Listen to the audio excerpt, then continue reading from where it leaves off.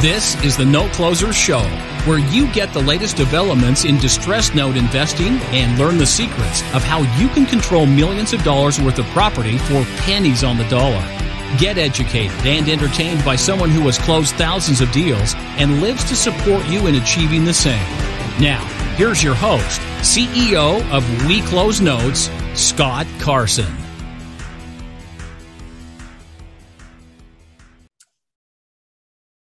Good morning, good afternoon, good evening, everybody. Welcome to this episode of the Note Closer Show. As always, Scott Carson, excited to be here today. And you guys know that I love focusing on markets out there and bringing in experts in specific cities, specific market states who are just killing it, but also really have their, their nose to the grindstone. They have the ear to the ground, knowing what's going on because they're in it on a day in, day out basis. And so we're excited for our special guest today. He's original Sin City. He's born and raised in Las Vegas, where he's flipped, and this is the biggest thing. He's flipped more than 700 homes. He owns over 30 rental properties. He's a broker and owner of Galindo Group Real Estate. Said retired by age 40. I doubt he retires because once you're in real estate, you never ever really retire. Proud father of four, runs his business and his wife Krystal by his side. The man, the myth, the amazing Las Vegas Sin City legend, Mr. Josh Galindo, join us today. What's going on, Josh? How you doing today? Holy cow, Scott. That was a hell of an introduction. I am doing well. Man, you got the whole scoop on me.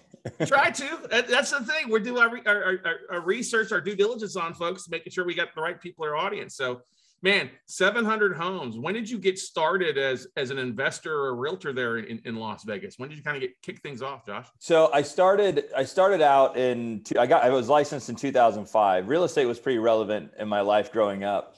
And I started in 2005 getting my license. I started out syndicating commercial land deals. Yeah. It was a pretty simple model, which is why I like the house flipping model. Yeah. It's a 5-acre piece of dirt. It's $5 million. You put 5 people together. Each person puts up $1 million. You buy it, you flip it to the home builder, and you move on down the road. So that's how I started. And then obviously, and I did pretty well, built some credit, learned a few things. And then 2006, 7, 8, I mean, 6 isn't really it, but 7, 8, 9. And then obviously, the rest is history, but hit. And I had to pivot and learn a different way to make money. Right. So I understood the fundamentals of real estate, which was to find the highest and best use for the piece. So obviously they're distressed homes. How do I bring them back to their maximum potential? And I felt that I was capable of doing that. So I jumped into the house flipping business and absolutely fell in love with it and love it today. And I think it's one of the greatest ways to preserve capital and make money and safely make money, and doesn't require a lot of speculation and time. And I love it. I love it for many, many reasons. Yeah. And going through, that's why I love having you on here, because you've been through the recession. Oh, yeah. Had to pivot and figure things out. And I remember Vegas was like a ghost town in a lot of cases. A lot of people were laid off. People weren't traveling to Sin City for vacation or the shows. I mean, you could fly. Southwest was giving away tickets in a lot of cases. And then you get $100 credit when you get to the hotel. Exactly. Free room, free flight, and $100. Yeah, exactly. And it was funny. We've bought a lot of distressed debt out in Las Vegas and Nevada during that period. And yeah. And saw the opportunity there, and it's rebounded back very strong, and a lot of opportunity out there. And you also guys you're getting a lot of influx, a lot of people moving out of like the Bay Area, moving to Vegas and in California too, correct, Josh? Yeah. The joke out here is that Gavin Newsom is the realtor of the year in Nevada. Literally, I mean, California, they came out here with a bang in about, I would say, probably the end of January is when I started to sense it. Yeah. There's a lot of other factors, low interest rates, low inventory, a lot of people's inability to sell because they were in forbearance or whatever their circumstance was. A lot of people not being able to buy. There just wasn't any movement because of all the pandemic related things. Right. And then the end of January, I was like, you know what I'm going to do this year? I said, I don't know what's going to happen because I've been through a recession. A lot of the people that are around me and that are my age that are in my industry in Vegas a lot of them didn't get to experience the recession. Right. So a lot of them have very optimistic views on the way things go. You know, buy everything, gamble all the way. The market only goes up, leverage everything to 95%, you know, take as much debt as you can, you know, live broke, but have a ton of property, you know, and I was blessed enough to be able to watch a lot of people exercise that model in 2003, 4, 5, and 6. And then I was blessed enough to watch those people that did exercise that model get absolutely wiped off the planet. Yeah. People that I didn't believe were capable of getting wiped off the planet got scraped off the planet after the recession hit. So, I'm a big believer in being very cautious and how you just use leverage. I think it's a very powerful tool, and I think it's a very productive tool. I just think it's something that needs to be highly considered. And where was I going with that? I was telling you about the influx and things. Oh, okay. So then I say to myself, I don't know what the pandemic's going to do. Right. And I don't want to get buried. I got 4 kids. I'm the only provider for my whole family. So I was like, you know what? I'm going to play it safe. I said, I'm going to go buy the best product I can buy and overpay for all of it because I think something big's coming. But at the very worst, if I get stuck holding the bag, it's with the highest quality type of product. And for example, for your listeners, in Vegas, that would be considered like a single story, 3-car garage, pool, spa, 2,400 square feet. You know, if you got a view, cul-de-sac, corner lot, something, you know, it just marks 4 bedrooms. It just hits all the buttons. So I went out and I just acquired a ton of that type of product. And then it went my way. And because I had the premium product, I got like uber rewarded for it all. Like I was selling some of the stuff for prices I'd never even witnessed ever. And so, yeah, and a lot of that was California. Yeah, we've seen the same thing here in Austin, Texas. People overpaying for that premium quality of product because they're walking in with a big housing budget, and it's a bargain to them. We necessarily wouldn't buy it for ourselves at overprice in a lot of cases, but for others that are coming with a $900,000 budget or whatever, they've got the opportunity to do that. Now, where you mentioned about the forbearance, where are you guys seeing everything in Vegas? We know you guys have, Nevada was one of the big states that really shut down foreclosures and evictions immediately to give everybody kind of some opportunity out there. Where are you seeing things out there? Are you seeing an increase in defaults? You seeing an increase in days on market, distressed listings, or, you know, not volume change? Yeah. What are you seeing out there in Vegas right now? So, okay. So I started buying at the auction in 2009. 2009, I was jamming. 2010, life was great. 2011, life was great. And then they came out with what's called AB 284, which was an assembly bill that stopped all foreclosures. Yep. And I was forced to go and redevelop the way that I was buying property. A lot of people just either made so much money they retired at the auction, or they just gave up and they went back to doing regular real estate. Well, me, I was like, I'm too passionate about flipping. I got to find a plan B. So I jumped on the MLS. And I just said, you know what, I'll just work harder. And that's what I did. And I said, you know, instead of being able to stumble, trip and fall and go down to the auction, throw a dart in the air, and wherever it landed, I can make money on. I had to go on the MLS and write 100 offers a week and hope I found that weak seller that was willing to, you know, allow me the margins I needed to make money. So when that happened, there was tons of REO on the MLS, lots of foreclosures.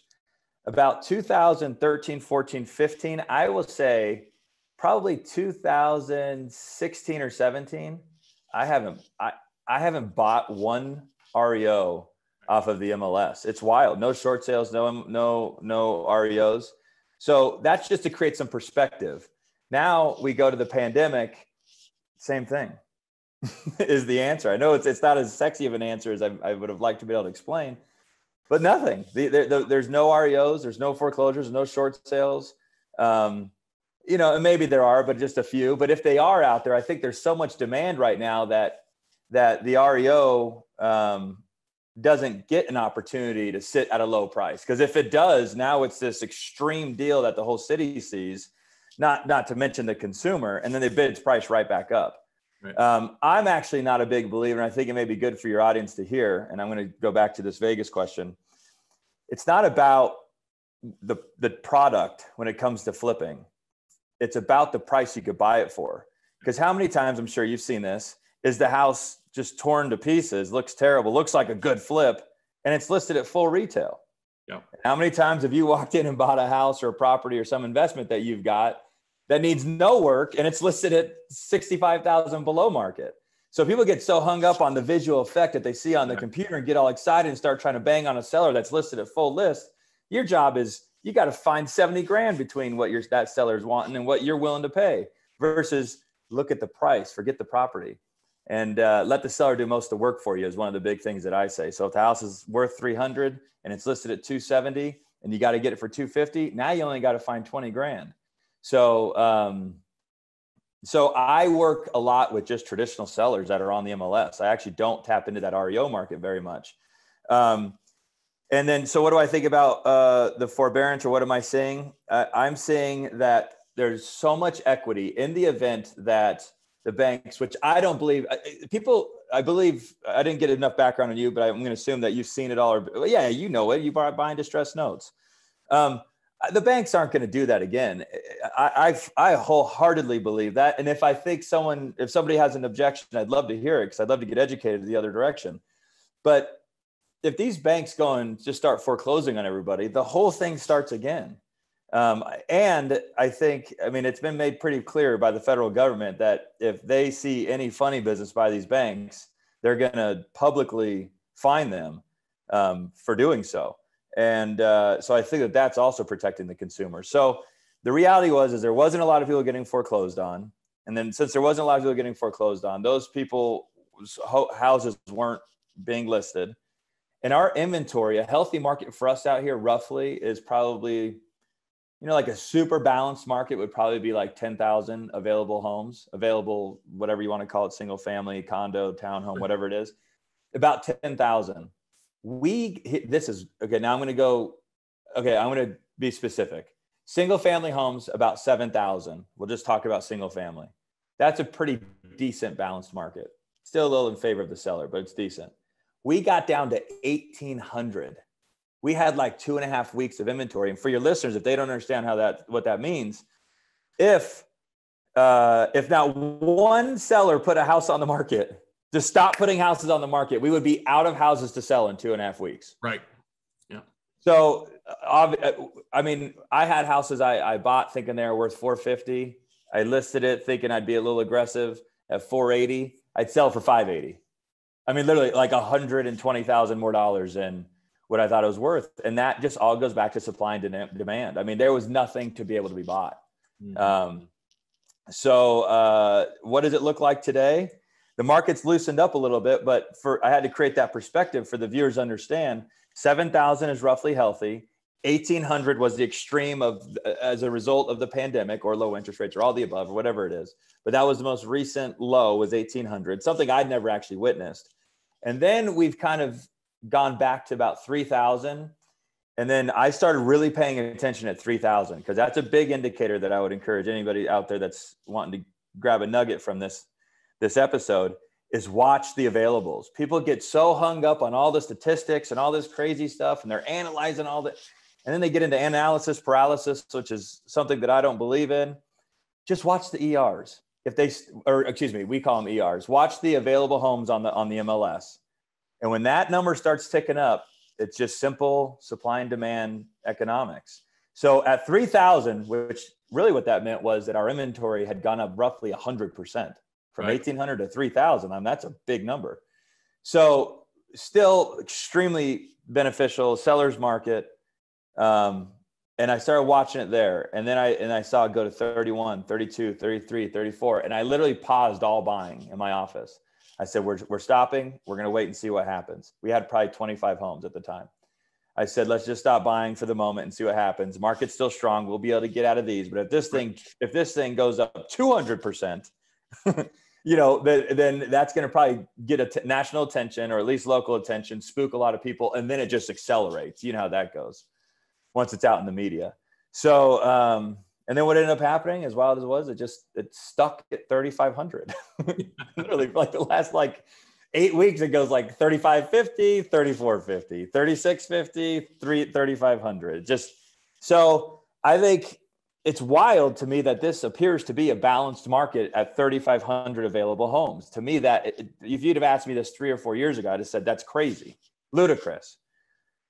But that's what it is. So, and prices have gone up about 25% out here, at least. Some areas substantially more. There's homes I'm selling for 320. I was selling for 230, a year and a half ago. Rents are through the roof. Investors are flooding in, which the hedge funds are going ape shit out here buying stuff. Right. And again, those are the guys. And do we edit this? Is this edited? Yeah, we'll edit it. Yeah, a little bit. Okay. So if I'm ever rambling, bro, and I'm not giving you the value that you want, you just You're doing a great job, brother. Okay. It's perfect. You're good. So here's something that I found to be interesting. And it's a little technique that I use in my life is, if I'm a house flipper and I'm investing my own capital or investors' capital, and my job is to be responsible for that capital, what do I use to make sure that I'm being responsible and paying attention to it? Well, I don't have hundreds of millions of dollars a year to invest in market analysis and all of these other resources that these big hedge funds do. So I pay really close attention to the open doors and the offer pads. I don't know if you have those out there, but the iBuyers, for the listeners that don't know who those are. And what I did is I said, I'm going to go and understand their business model. So I literally Googled obsessively, the offer pad open door business model. And when I understood it, I knew that a portion of their model depends on appreciation. Yeah. They need that appreciation to hit their margin. And so as long as you're driving down the road hearing offer pad open door radio ads in your local market, there's a really good chance that they've got a lot more money than you do to determine if they should be continuing to buy in those markets. So that's something that I really pay close attention to, in addition to the availables on the market. But back to the hedge funds. So that was a nugget I just wanted to drop for the viewers. The other thing is about a year ago, when they were talking about inflation being transitory. Yeah. Transitory was a logical thought. It was like, okay, I could see it. All the bottleneck stuff happened, and maybe we are going to work our way through that relatively quickly. But I also understood that printing $9 trillion of bullshit money, wasn't going to be good for anything. Yeah, right. But I'll just take their word for it. So I'm just still doing my deal, doing my work, flipping homes. And the hedge funds just start coming in like wild animals. I put a house on the market. I think it's worth $315. I get a little zealous. I put it up for $320. They come in at $355 and buy it cash in 4 days. I'm like, whoa, what just happened? So then I'm like, I got to catch one of these guys' ears, because I got to hear what's their logic. Because one, I understand rentals, and two, I understand the Vegas market. It's one of the most volatile markets ever. Right. I mean, it could go to 300 and those houses could be worth 25,000. Yeah. So I'm like, what are these guys understanding, or what is their understanding? So I get a hold of one of the guys and I go, hey, what's your model? He says, last time inflation hit was like, what was it, like that early 80s, yep. Late 80s, somewhere in the 80s. Late 80s, yeah. Late 80s. He said, everything went up in real estate, goods, gas, the whole nine. The only thing that didn't come back down was real estate. Yeah. He said, I've never seen it. He said, I watched it happen and everything else got control, but real estate prices generally stayed strong. So my guess is, and then come to find out, I think if we speak today, based on today's date, the 21st, I think inflation is real and is going to take off. And now all those hedge fund guys that are buying all that property made the right move. Mm-hmm. Well, it also helps them. They've got very, very cheap money as well too. So 0.5%. Yeah. 0.5 if that. And they can overpay, because if you figure in appreciation or even staying stable, they're going to end up outlasting doing all. We just had Zillow announce yesterday they're stopped buying in the Austin market here. See, and they did in Vegas. And yeah. I was going to bring that up. And that, in my office, they're all like, Zillow, they're not buying. I didn't look at it like that. I looked at it like, we better pay attention. There's a reason they're not buying. Yeah. But go ahead. Exactly. What is your opinion on that? Well, they gave the reason that they've bought all these houses and they don't have the manpower, the people come in and rehab them, and the cost of goods to go in and rehab them, they don't have the money, or they don't have the manpower to implement it. So they stop buying to get caught back up on that. I think it's bullshit. I think it's bullshit. You're Zillow.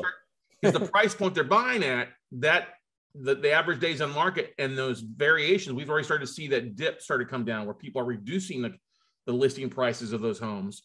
So I think they've realized that, hey, we're not buying anymore because we're not seeing that appreciation, or we're not going to see that appreciation in the short term. Yeah. And go from there. So their model is based on short term. Yeah. They're bought, especially if they're fixing and flipping. It's definitely it's not a buy and hold rental aspect, kind of like Blackstone is doing it with holding those properties for long term and dealing with it. Now, we are seeing the same thing here in Austin, as you mentioned, about rents going through the roof, which really leaves that non-first-time home buyer, a lot of the service industry professionals struggling. And we're seeing that all across the country with people not being able to afford, entry home levels, or people, four groups coming together to rent a 2-bedroom house, or, they're really trying to maximize it because the base, the hourly wage or something like that is below poverty line. You know what I mean? Sure. You're seeing that there in Las Vegas as well? Yeah. Yes, of course. The answer is yes. Again, homes I was renting, my homes now. I mean, and frankly speaking, I've got to do what's best for my business, and it may not sound beautiful or great, but I've got tenants that are paying $1,200 a month that I didn't raise the rent in the pandemic because I didn't want to ruffle any feathers. Right. And literally that same house now is renting for $1,700 a month. And for me, it's not just one house. If I can get let's say half my portfolio, 15 homes, up an extra $500 a month, that's a substantial lifestyle change for me, or an influx of additional cash that I can go and do something with. So yeah, I mean, it's a very interesting thing. And where I'm curious is a lot of these investors are buying based on these inflated rents. So they're coming to Vegas, and who knows if they're inflated. I mean, right. I would love to just pick someone's brain that knows more than me, because I have a lot of questions in this field.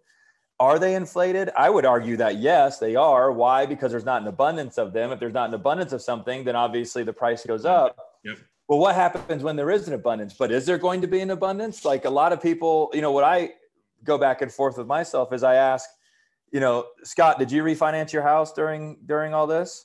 Okay, I bet if you're comfortable sharing, what's your interest rate? I don't know. It's low. It's under 3, probably, right? Yeah, it's definitely under 3. Yeah. Okay, I did the same thing, under 3.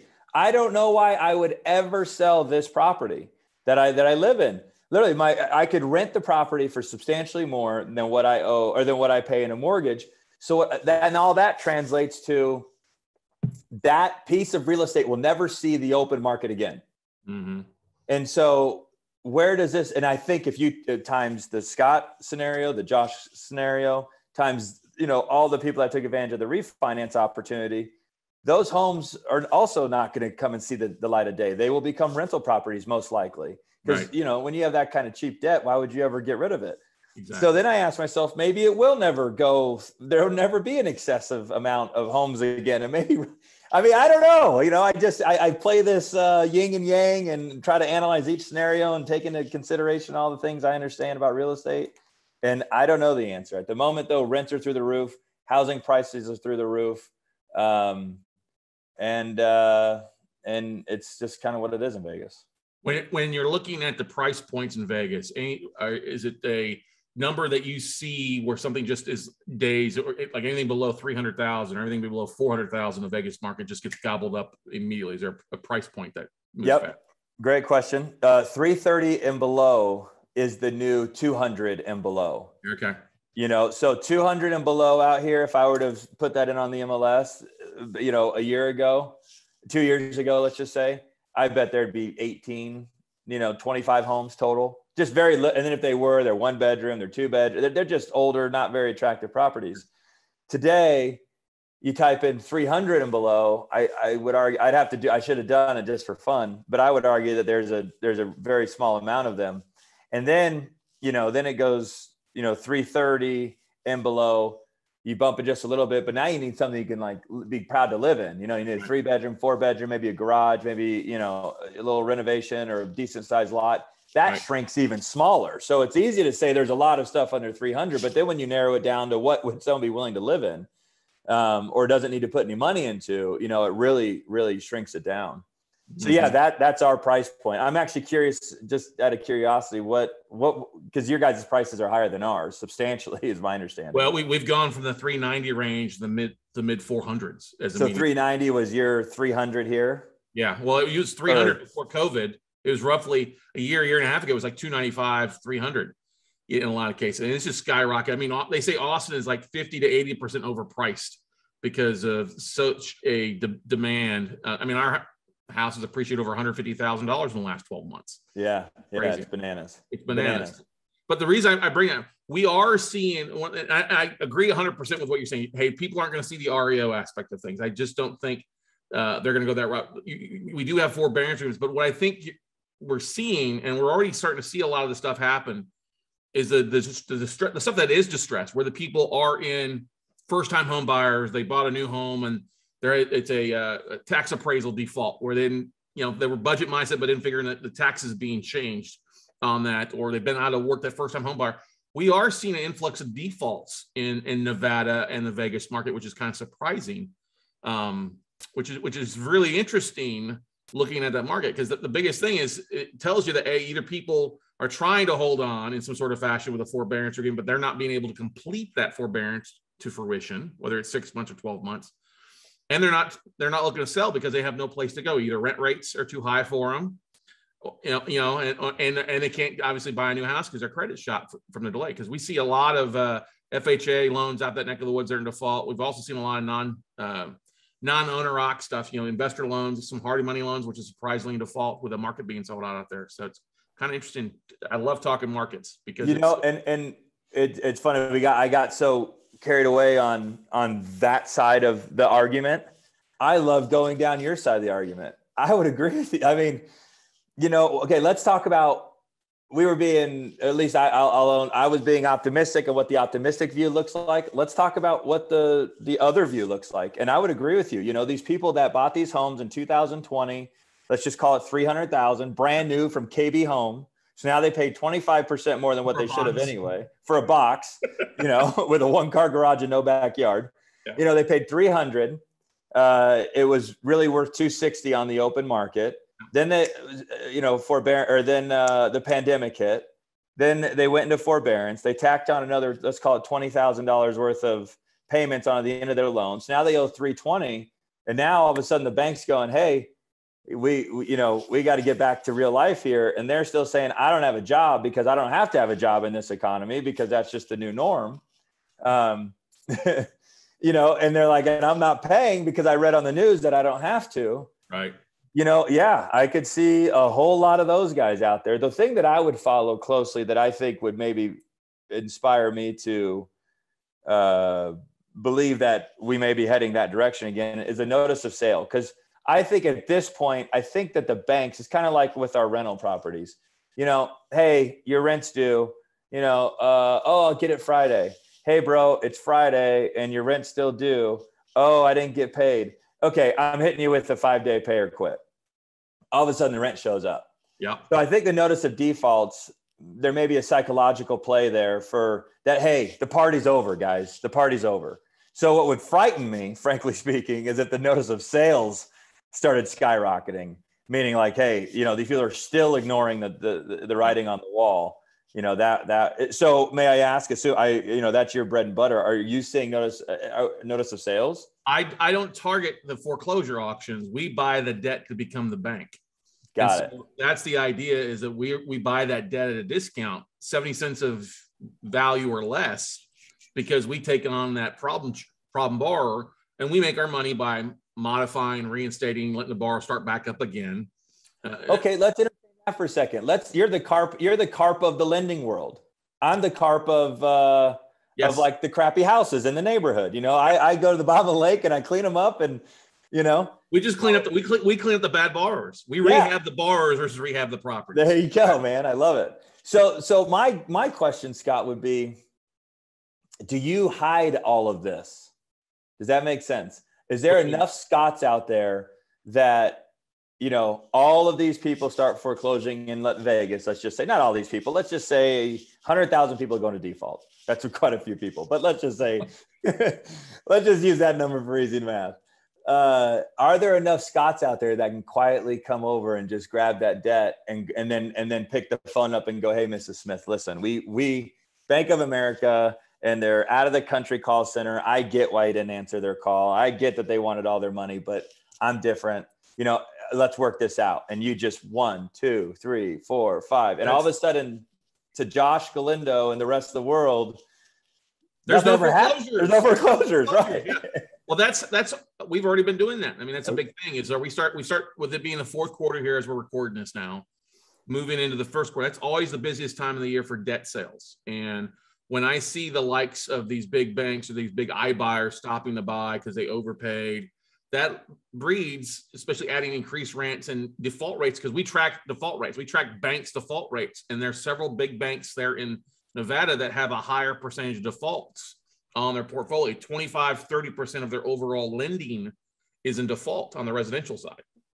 Default or forbearance? No, it's in default, 90 days plus past due, because we're not tracking forbearances with those, but we are able to, because they're disclosing these things on a quarterly basis to the FDIC. They literally open the kimono. So I can see, it looks like Beal Bank's got 30% of their portfolio in default across the country, and a big part of it being there in Nevada. So that's the thing that we track. And that's, when we buy a note, it doesn't affect the sales price of the property because we're not technically buying the property. We're just buying the debt at a discount. And we've got the same right to go back in and modify. So we see a pretty good modification rate, 50, 60, 70%, depending on the borrower. You're still going to have those at foreclose, but then a lot of those may never even go into foreclosure because you may do a short sale or do a deed in lieu and take a cash or keys and then keep the property back. So it's always interesting to see what different markets. Now, Dallas is a very large market, much bigger than Austin, but they've seen a big increase in short sales. They've seen an increase on days on market because it's just not moving. It's just so big compared to a lot of the other stations. I mean, let's face it, yet Las Vegas and Henderson really in one market there. There's not a lot of surrounding markets in Nevada for the most part. It's a beautiful thing. But that's the ugly stepchild down the road. Yeah, you know what I mean? And not even close. People don't realize Reno's an 8-hour drive. I mean, It's not even, you don't just stroll over to Reno. No, not at all. Not at all. But that's the thing that we're seeing. And, I'm glad that you brought it up about people that hadn't lived through 2008, 9, and 10. Oh, it's just going to keep going up, keep going up, keep going up. And we all know that's not the case. Things have to change at some point. And I think we're already in the process of seeing them. We're already seeing with defaults. I mean, the default rate is still, 3 times what it was pre-COVID for the most part across the country. I don't know exactly what it is in Nevada. I have to look at it. But with the foreclosure and eviction moratorium when it ended, October 3rd, I believe, is when the final date was there for Vegas, something around there. It got moved so many times I quit paying attention to it. Yeah, it's either that and I was able to evict, so I didn't pay attention. So and that's the biggest thing is I think Vegas is prime for next year. I mean, I think as long as people keep coming in, still have that big influx of folks from the land of fruits and nuts, California moving over. Get Gavin Newsom, Realtor of the Year. You know what I mean? You're going to start using that one. Yeah, exactly. And that's why I think Vegas is a strong market for those that see something in that market. If I can buy something, pick it up at 80, 70, 80 cents owed, that gives me the flexibility to work with a borrower to, hey, let's sell the property. It allows for us to adjust our numbers instead of trying to stay below 70%, which a normal fix and flipper would try to do that, 70% of ARV and all that stuff. That's the important thing that we love talking about. Okay. The market's strong. Go from there. I want to make sure, because I don't want to miss out on this Las Vegas topic, that it sounds something that I want to mention about Las Vegas. There's Las Vegas 2006, 2005 and 6, and there's Las Vegas 2021. Yeah. It really is a different city. And yes. It's such a cliche statement because all of the sellers in the city are like, well, the Raiders are coming. They've been saying that forever. The Raiders are coming. The Raiders are coming. Right. They love that line. And, but the reality is that the Raiders are here, which was a huge thing. I think COVID almost benefited us because there was a spike of optimism when the Raiders were announced. And then there was a spike of lasting optimism as they built the stadium. Yeah. And then instead of the Raiders news being old news, the pandemic delayed it until it actually got to open because we never got to go into it. Right. So now we're allowed to use the stadium And I don't think Vegas understood what it felt like to have 70,000 human beings blow out of a building in 30 minutes. I mean, and it's happening. Like, every time I go to the stadium to go watch a game, it's $100 to the guy that owns the local warehouse that's using his parking lot as parking, times 300 spaces. This guy went from, his whole life changed when that stadium rolled up from parking. Yeah. So it times that by a million other unique scenarios. And then there's Amazon is here. Google is here. We're not as heavily dependent on construction like we were. Like 2005 and 6, the workforce was literally wrapped up in building city center, and Echelon and Cosmopolitan and all of these different casinos. And then when they were done and then the recession hit, I mean, it was like you were saying, it was a ghost town. And today, thankfully, there's still a lot of construction, but I think that Vegas got smart and realized that they had to diversify and attract other businesses in. So I just wanted to bring that up because you were kind of mentioning good opportunity, and I kind of wanted to double down on that with you. Yeah. I think Vegas is an exception. It's a different city today, and I think it's a little more mature and real. I think the city has learned from the past recession and diversified very smartly to make things happen like that, because that's you've got another major attraction bringing people into the city. And they're talking with the baseball too, MLB. They're fighting. You're in Austin, out in the A's, Oakland. Yep. It's like I'm laughing at Oakland, going, didn't they just see what happened with the Raiders?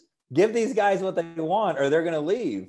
Well, you look at that. The Warriors are no longer really playing in Oakland anymore. They're down by the bay in San Francisco. You've got the Giants that are there at the ballpark, but Oakland, you say Oakland with that lease situation, Yeah. Go Las Vegas A's. Yes, sir, man. That'd be great for us. That'd be great. Amen to that. Well, Josh, I know you got a busy schedule ahead of you, but thank you so much for coming on the Note Closer Show, sharing about the insights of Sin City and the market and your experience there. And we look forward to having you on in the future again, talking more about markets and stuff. That sounded right, Josh? Yeah, I think we'd have a lot of fun. And if I could give myself a shameless plug here, if you want to hear more about what I'm up to and what I do, and a little bit more specific to my lifestyle and how I got to where I'm at with real estate related items, please check out my podcast, Going Galindo, Rugrats and Renovations. And you can check me out at Galindo Group Real Estate, Las Vegas, whatever it is. So thank you very much, Scott, for having me. It was a real treat. Hey guys, yeah, no problem. Pleasure to have you. I always love having like-minded people on here. Check out the podcast, guys. Josh knows his shit, definitely when it comes to that market. And he's, like I said before beginning, he knows he's keeping track of things. It's not always rosy, but you got to know where the opportunities are. And when most people are going one way, go the opposite way, and you'll often come out doing well. So go out, take some action, everybody, and we'll see you all at the top, everybody. Bye.